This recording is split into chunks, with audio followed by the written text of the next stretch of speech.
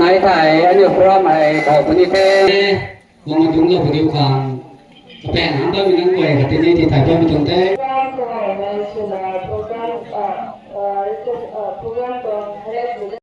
งานน้ำบ้านแล้ว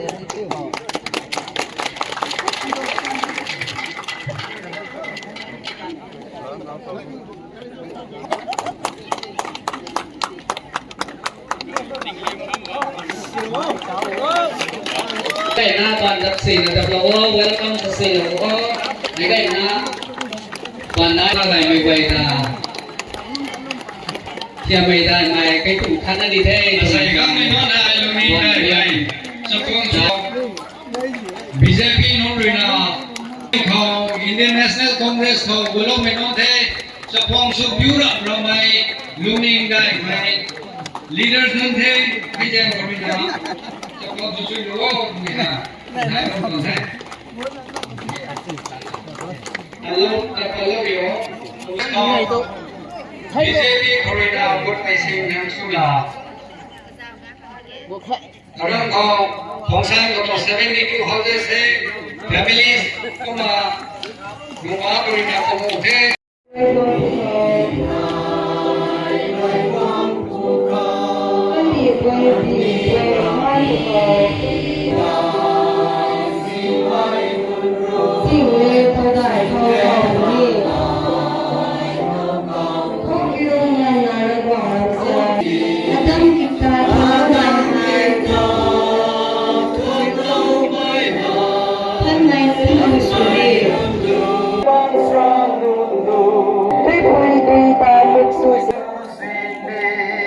Primary listening. Primary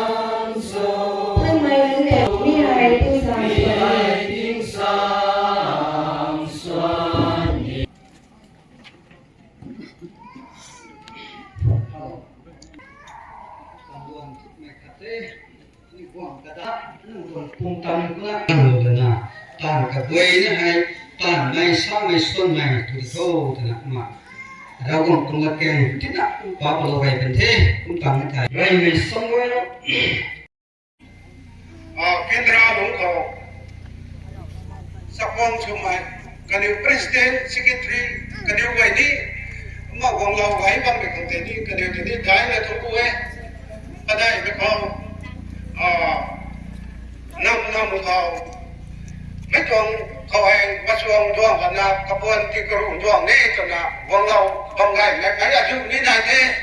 ไม่เห็นกับแตงก็แตงคนนี้วงเราบ้างไม่เท่ไม่กล้วยแต่เท่ามาชาลาเท่แต่เท่า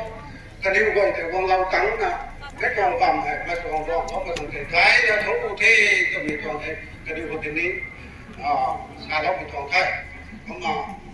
ต้องมุ่งไปเขาใช่ไอ้ไม่ต้องพรำสินแล้วไงทำไมไอ้อันนี้อะไรที่ให้อันนี้มาช่วงดวงที่เขาตัวนักการเมืองไม่ไงเนี่ยว่างไปแซงเขาเลยไม่นะไม่ขั้นไหนน้ำไม่เลยกระเจ้านะฮารัมกันหลวงเขาไม่เห็นสุปัตย์เขาตัวไม่ใจ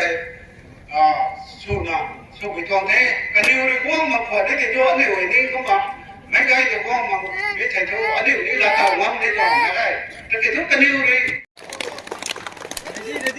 เดี๋ยวแพ้กันเลยบุรุษได้ใช้คนละตัวโดยเฉพาะ 92 houses โอ้ยไงว่าไอ้ช่วยน้องให้กันได้จะต้องพูดตรงนี้kalau puang salah kena apa kita itu macam mung kedam lain kalau kena mengiwai dengan pelung kalau nak mungse wei nai kalau untuk rasoi pada saya tinggal gay mai lah tu saya ni tu bam ha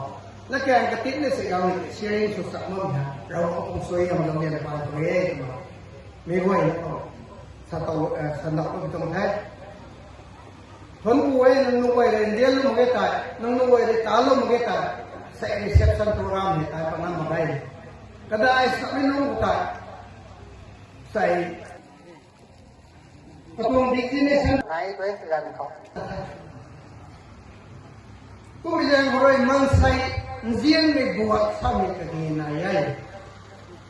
นั่งยังวัยเรียนเจียนลูกมึงตายไอ้เสกินดีเด็กสุภาพไม่ถูกไอ้กูมั่งนี่ต้องหาไปอะไรนั่นไอ้บอกกูมั่งนี่ต้องหาไปใส่อารมณ์ของใส่กันล้วนกูมั่งไง Apoy ako sa may noon. Apo ako sa may noon. So narinig ang kanilang buhay.